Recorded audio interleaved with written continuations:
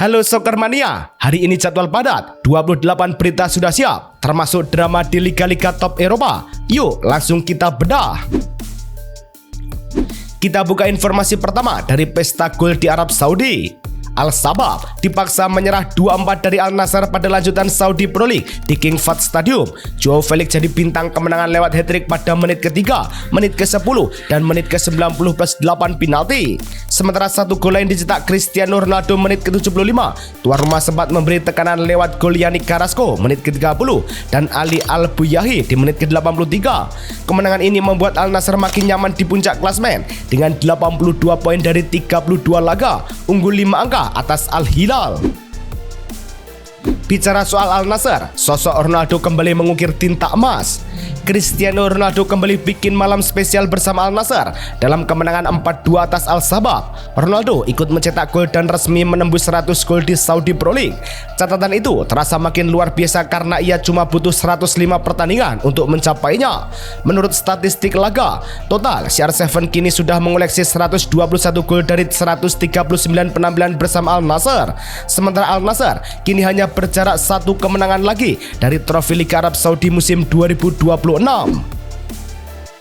Dari rekor individu, kita beralih ke drama semifinal kompetisi Eropa. Rayo Vallecano tampil dominan saat menundukkan Strasbourg 1-0 pada leg kedua semifinal UEFA Conference League di Stade de la Menau. Hasil itu memastikan wakil Spanyol lolos ke final dengan agregat 2-0. Alemão jadi pembeda lewat golnya di menit ke-42. Hasil ini bikin Rayo melanjutkan kisah mengejutkan mereka dengan tiket final Eropa pertama sepanjang sejarah klub dan bakal menantang Crystal Palace di Leipzig. Lawan Rayo di final nanti baru saja memastikan langkah mereka. Crystal Palace memastikan tiket final UEFA Conference League usai menundukkan Shakhtar Donetsk 2-1 di Sialspar. Sekaligus unggul agregat 5-2. Palace tampil dominan lewat gol bunuh diri Pedro Henrique pada menit ke-24 dan torehan Ismail Assar di menit ke-52. Sementara Shakhtar sempat memberi perlawanan lewat gol Eguinaldo pada menit ke-33. Hasil ini membawa Palace ke final Eropa pertama sepanjang sejarah klub dan mereka bakal menghadapi Rayo Vallecano di Leipzig. Kesuksesan Palace ini tidak lepas dari tangan dingin sang pelatih. Oliver Glasner sedang menulis kisah yang belum pernah dibayangkan fans Crystal Palace. Palace sebelumnya tak pernah memenangkan trofi mayor sepanjang sejarah klub. Semuanya berubah sejak pelatih asal Austria itu datang. Ia membawa Palace menjuarai Piala FA, lalu merebut Community Shield. Kini mereka juga mencapai final UEFA Conference League untuk pertama kalinya. Artinya, Glasner cuma berjarak satu laga lagi untuk menghadirkan trofi ketiga Palace dalam 1 tahun terakhir. Jika Palace berjaya di Conference League, beda cerita di kasta kedua. SC Freiburg tampil dominan saat menekuk SC Braga 3-1 pada leg kedua semifinal UEFA Europa League di Europa Park Stadion. Lukas Kubler jadi bintang lewat 2 golnya pada menit ke-19 dan menit ke-72. Sementara Johan Manzambi ikut berpesta lewat gol indah di menit ke-41. Braga sempat memberi tekanan setelah Pau Victor mencetak gol pada menit ke-79. Hasil itu membalikkan agregat jadi 4-3 sekaligus membawa wakil Jerman tersebut ke final untuk pertama kalinya. Lawan Freiburg di final adalah tim Inggris yang sedang mengamuk. Aston Villa pesta gol saat membantai Nottingham Forest 4-0 pada leg kedua semifinal UEFA Europa League di Villa Park. Oli Watkins membuka jalan kemenangan Villa di menit ke-50 sebelum Emiliano Buendia menggandakan skor lewat penalti pada menit ke-56. John McGinn kemudian ikut berpesta dengan 2 gol tambahan yang memastikan Forest tak punya jalan untuk bangkit lagi. Hasil ini memberikan kekalahan 0-1 di leg pertama sekaligus membawa pasukan Unai Emery lolos ke final dengan agregat 4-1. Kemenangan telak Villa mempertegas status sang manajer sebagai spesialis turnamen. Aston Villa akhirnya menebus final Eropa lagi setelah penantian lebih dari 40 tahun. Klub asal Birmingham itu kini tinggal selangkah dari trofi setelah terakhir kali mengangkat European Cup musim 1981-1982. Di balik laju luar biasa Villa, ada satu nama yang kembali menunjukkan kelasnya, Unai Emery. Pelatih asal Spanyol itu kini sudah mencapai 6 final Europa League bersama 4 klub berbeda. Lebih gilanya lagi, Emery berpeluang meraih gelar kelima di kompetisi ini. Bukan kebetulan kalau banyak fans mulai menyebutnya penguasa asli Europa League. Bergeser ke Portugal, kabar sedih datang dari bomber FC Porto.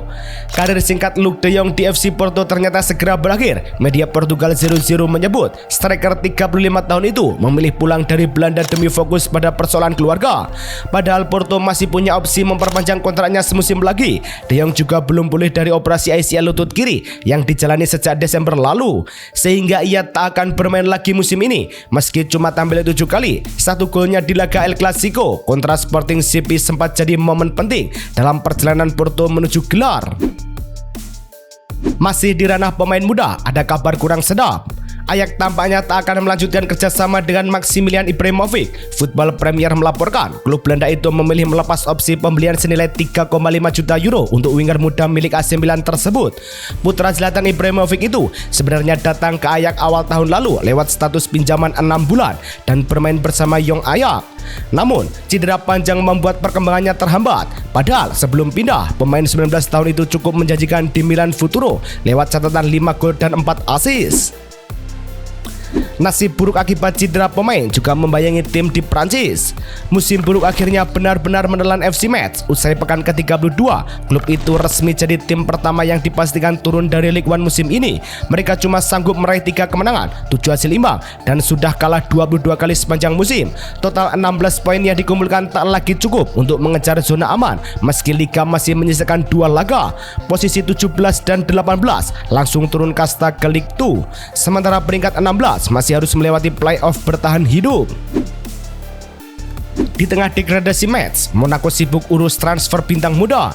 Transfer Ansu Fati ke AS Monaco sebenarnya tinggal selangkah lagi. Menurut laporan Mundo Deportivo, Monaco sudah siap menebus sang winger secara permanen dari FC Barcelona dengan nilai sekitar 11 juta euro setelah puas dengan performa musim ini. Masalahnya sekarang bukan lagi soal harga transfer, melainkan gaji Fati yang masih dianggap terlalu tinggi untuk struktur finansial klub Ligue 1 itu. Barcelona kabarnya juga memasukkan klausul buyback di atas 25 juta euro sambil terus membahas persentase penjualan berikutnya. Sementara itu, Bayern Munchen mulai pasang mata untuk musim depan. Bayern Munchen mulai bergerak untuk mendapatkan Anthony Gordon. Menurut laporan Florian Plettenberg dari Sky Jerman, komunikasi antar klub dengan Newcastle sudah berjalan dan winger timnas Inggris itu jadi target utama Vincent Kompany untuk menambah daya ledak lini depan musim depan. Masalahnya ada di angka transfer. Newcastle disebut membuka harga di kisaran 90 juta euro, meski mereka diyakini masih bisa melepas Gordon di angka 75 sampai 85 juta euro termasuk bonus. Bayern kabarnya belum siap mengeluarkan dana sebesar itu. Jika Bayern masih ragu, De Gea justru sudah menetapkan pilihan. David De Gea tampaknya benar-benar jatuh hati dengan Fiorentina. Menurut laporan Tutto Mercato, kiper asal Spanyol itu ingin bertahan sampai kontraknya habis pada 2028. Bahkan disebut berencana menutup karirnya di Tuscany. Meski musim Fiorentina belum sepenuhnya mulus, De Gea merasa nyaman di dalam maupun di luar lapangan. Ex Manchester United itu juga dipercaya jadi kapten tim era Vanoli. Kenyamanan De Gea sayangnya tak sejalan dengan nasib sang pelatih. Masa kerja Paulo Vanoli di Fiorentina tampaknya tinggal hitungan pekan. Laporan Nicolas Kira menyebut manajemen sudah memutuskan berpisah dengan pelatih 53 tahun itu setelah musim selesai. Vanoli sebenarnya sempat mengangkat Fiorentina keluar dari zona merah sejak datang November lalu dengan catatan 8 kemenangan di Serie A. Namun langkah Viola di Coppa Italia dan UEFA Conference League cepat terhenti. 3 laga kontra Genoa, Juventus, dan Atalanta bakal jadi penutup kiprahnya di Florence. Kursi panas pelatih di Italia nampaknya bakal segera terisi kembali. Torino mulai bergerak mencari nahkoda baru untuk musim depan. Menurut laporan Nicolas Kira, klub berjuluk Il Toro itu sudah membuka pembicaraan dengan perwakilan Gennaro Gattuso. Mantan pelatih timnas Italia tersebut ditawari kontrak sampai Juni 2028 dengan gaji sekitar 1,5 juta euro per musim, plus opsi perpanjangan 1 tahun. Karakter keras dan gaya bermain agresifnya dianggap cocok dengan identitas Torino yang dikenal penuh daya juang.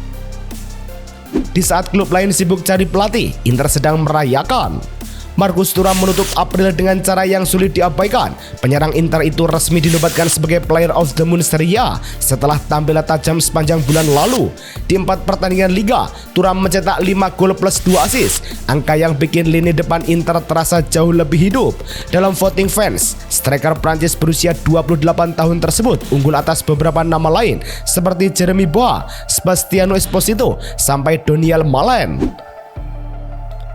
AC Milan juga tak mau kalah untuk membenahi lini tengah. AC Milan mulai bergerak mencari penerus Luka Modric.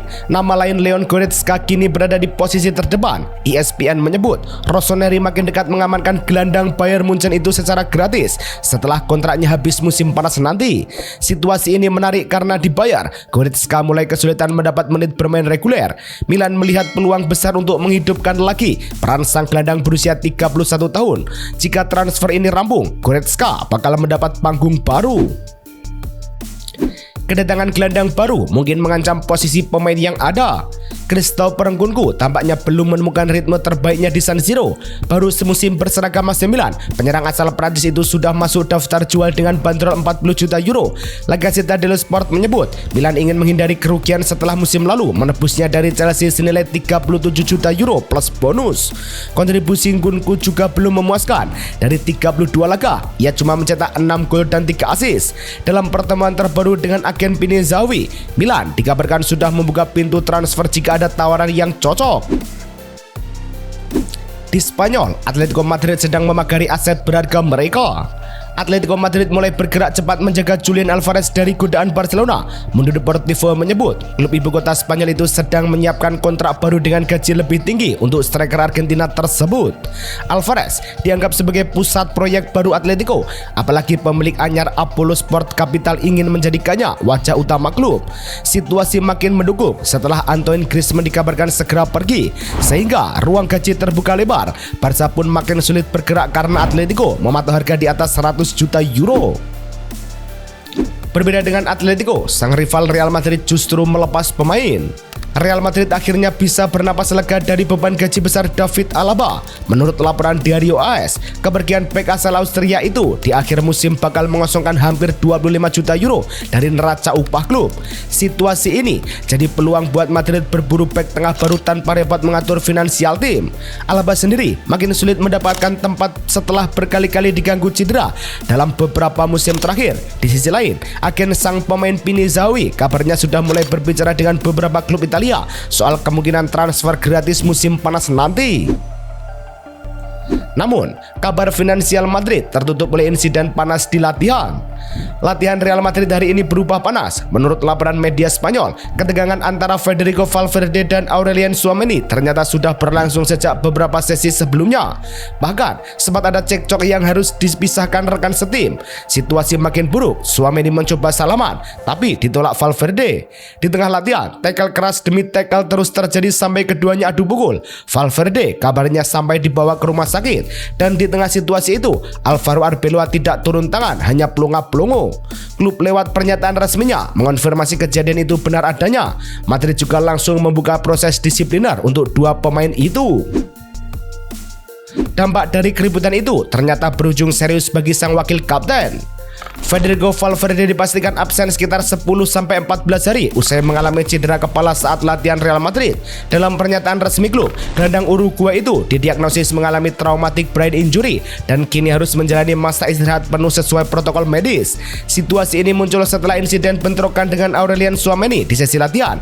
Dampaknya cukup besar karena Valverde dipastikan melewatkan El Clasico. Tanpa kehadiran sang wakil kapten, ban kapten Madrid kini bakal jatuh ke tangan Vinicius Junior di laga panas kontra Barcelona. Menariknya, Mbappe justru terlihat santai di tengah kekacauan tersebut.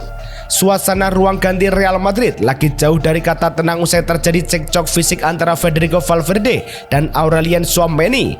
Video Kylian Mbappe keluar dari pusat latihan sambil tertawa justru viral di media sosial. Banyak fans dibuat bingung karena momen itu muncul jelang laga El Clasico melawan FC Barcelona. Pernyataan yang mulai ramai muncul. Sebenarnya ada apa di dalam skuad Madrid? Kita yang baca beritanya aja ngakak, apalagi dia yang melihat langsung. Meninggalkan ketegangan di Madrid, kabar stabil datang dari Inggris. Fabian Hürzeler belum selesai membangun Brighton. Pelatih asal Jerman itu resmi menandatangani kontrak baru hingga 2029 setelah membawa The Seagulls terus bersaing di papan atas Premier League. Chairman klub Tony Bloom menyebut Hürzeler sukses menghadirkan identitas permainan yang jelas dengan tim yang tampil intens dan disiplin sepanjang musim. Brighton kini masih duduk di posisi ke-8 dan menjaga peluang tampilnya di kompetisi Eropa. Hürzeler sendiri mengaku nyaman bekerja di klub dan kota tersebut. Di tengah kestabilan Brighton, tim tetangga justru bersiap ganti pelatih. Andoni Iraola makin dekat dengan kursi pelatih Crystal Palace musim depan. Laporan El Chiringuito menyebut pelatih asal Spanyol itu sudah menuju kesepakatan dengan klub London tersebut. Situasi ini muncul setelah Iraola memutuskan tidak memperpanjang kontraknya di Bournemouth dan siap pergi saat musim selesai. Namanya sebenarnya sempat dikaitkan dengan beberapa klub besar, termasuk Chelsea yang masih mencari pelatih permanen. Namun, Palace bergerak lebih cepat setelah Oliver Glasner diperkirakan angkat kaki di akhir musim. Sementara itu, Chelsea tetap tangguh mempertahankan pemain muda mereka. Chelsea belum mau menyerah pada Liam Delap meski musim pertamanya di Stamford Bridge jauh dari harapan dengan hanya 2 gol dari 38 laga. Klub London itu tetap menganggap sang striker tidak masuk daftar jual. Laporan Daily Mail menyebut Newcastle masih memantau situasinya setelah sempat gagal merekrut Delap dari Ipswich musim panas lalu. Namun, peluang The Magpies kali ini juga tipis. Selain Chelsea bersikeras mempertahankannya, Delap sendiri kabarnya masih ingin bertahan dan mencoba membuktikan diri. Kabar terakhir, posisi kiper Chelsea kini sedang diincar raksasa Turki. Masa depan Philip Jurgensen di Chelsea mulai dipertanyakan. Media Turkish Football menyebut Besiktas kini menjadikannya target utama untuk musim depan. Klub Istanbul itu melihat Jurgensen sebagai kiper modern yang cocok mengangkat kembali daya saing mereka di liga domestik. Situasinya di Stamford Bridge juga kurang nyaman. Dengan Mike Penders segera pulang dari masa pinjamannya, posisi Jurgensen makin tidak aman.